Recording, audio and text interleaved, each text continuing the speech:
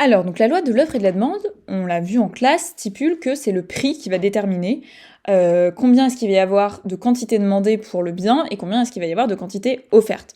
C'est l'idée de dire que plus le prix il est haut, ou en tout cas plus il augmente, plus on va avoir d'offres, mais moins on va avoir de demandes, et inversement, plus le prix il est bas ou plus le prix il baisse en tout cas, plus on aura de quantité demandée et moins on aura de quantité offerte. Ok, donc le prix détermine les quantités demandées ou offertes. Mais qui est-ce qui détermine le prix? Et, je l'ai dit aussi plusieurs fois dans le chapitre, c'est le marché qui fixe le prix. Mais qu'est-ce que ça veut dire que le marché? Qu'est-ce que c'est que le marché?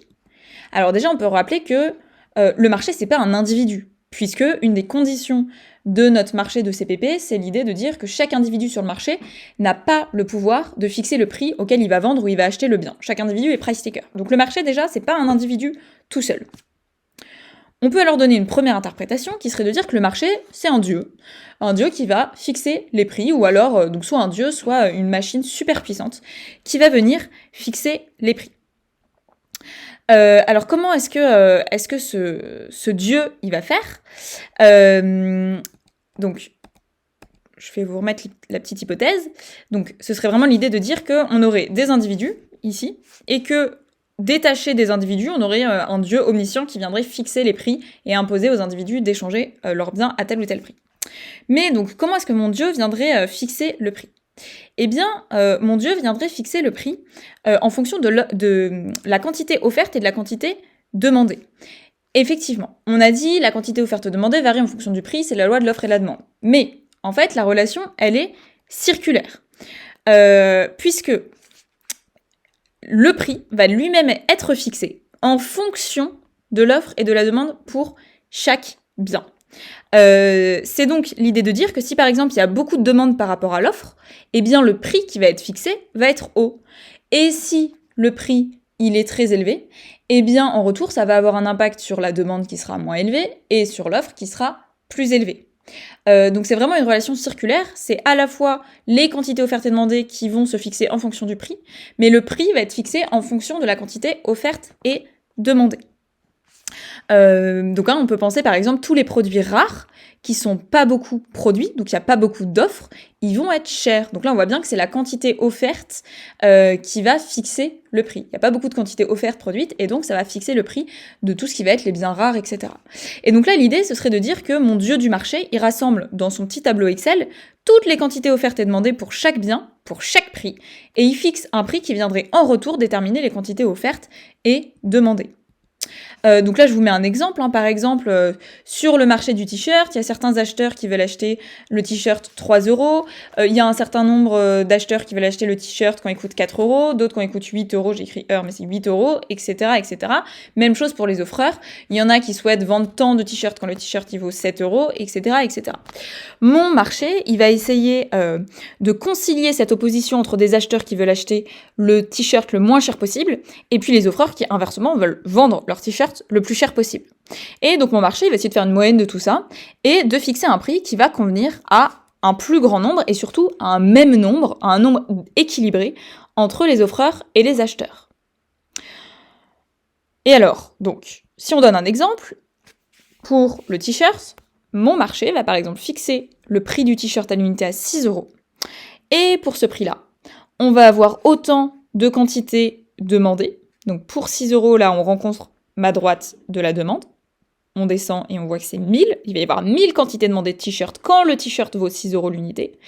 Et même chose pour la droite de l'offre. Pour 6 €, là on rencontre ma droite de l'offre en orange, c'est aussi 1000 quantités offertes. Donc là on est dans une situation d'équilibre. Ça veut pas dire que tous les acheteurs et tous les demandeurs qui voulaient, tous les acheteurs et tous les offreurs qui voulaient échanger sur le marché des t-shirts vont être contents. Non, là on le voit, il y avait des demandeurs qui voulaient acheter leur t-shirt moins cher, à 4 € par exemple. Il y avait des producteurs qui voulaient vendre leur t-shirt plus cher, à 8 € par exemple. Mais eux, ils vont pas pouvoir échanger sur le marché, ils vont être évincés du marché puisque le prix qui a été fixé, ça va être 6 €. Mais on considère que voilà, là, le marché est parvenu à une situation d'équilibre et quand même à satisfaire le maximum d'offreurs et d'acheteurs sur le marché. Mais a priori, il n'y a pas de dieu du marché qui existe, en tout cas ça n'a pas été prouvé empiriquement. Du coup, si c'est pas un individu tout seul qui fixe les prix, si c'est pas un dieu du marché, qu'est-ce que c'est que le marché? Eh bien, deuxième interprétation de la phrase « c'est le marché qui fixe le prix », c'est l'idée de dire que quand on parle du marché, on peut considérer que le marché, c'est le résultat de l'ensemble des relations entre les offreurs et les demandeurs qui va fixer le prix. Donc le marché, en fait, c'est le résultat de l'interdépendance des individus qui échangent. Quand on parle du marché, en fait, on va parler de la tendance générale. Quand on dit que c'est le marché qui fixe les prix, ça va être la tendance générale de l'offre et de la demande qui va faire qu'il va y avoir un certain prix qui va être fixé sur le marché. C'est parce que, par exemple, la tendance générale est qu'il y a peu d'offres par rapport à la demande que le prix qui va être fixé va être plus élevé que d'habitude. Je donne un exemple.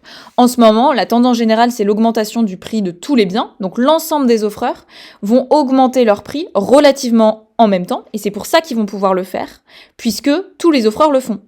Mais on peut pas vraiment dire que ça signifie que chaque offreur a le choix d'augmenter ses prix de manière individuelle. Là, ils peuvent l'augmenter uniquement parce que la tendance générale des autres offreurs le font.